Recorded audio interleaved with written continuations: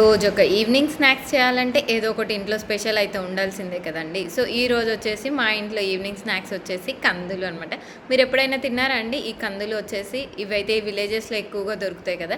So సిటీలో మనం రేర్గా చూస్తాము. అయితే మాకైతే ఈ కందులు వచ్చేసి మా ఇంటి పక్కన అక్క అయితే ఇచ్చింది. అక్క అయితే విలేజ్కి వెళ్ళి వచ్చిందంట.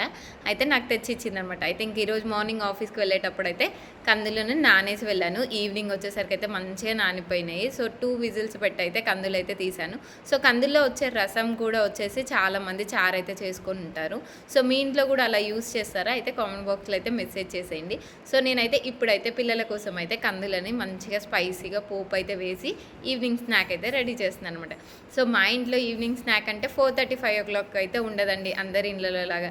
ఎందుకంటే నేను ఆఫీస్ నుంచి వచ్చేసరికి 6:30 అయిపోతుంది కదా. సో నేను వచ్చి ప్రిపేర్ చేసేసరికి ఆల్మోస్ట్ 7:30 అవుతుంది. సో మా ఈవినింగ్ స్నాక్స్ అయితే 7:30కే ఉంటుంది అనమాట. సో అది ఈవినింగ్ అనాలో నైట్ అనాలో అయితే నాకైతే అర్థం కావట్లేదు. సో మీలో ఎంతమందికి ఈ కందులు అంటే ఇష్టం అనేది అయితే మెసేజ్ చేయడం అయితే అస్సలు మర్చిపోకండి. సో వీడియో నచ్చినట్టయితే ఒక చిన్న లైక్ ఇచ్చేసేయండి. కొత్తగా వచ్చిన వాళ్ళైతే ఛానల్ని సబ్స్క్రైబ్ చేసుకోండి.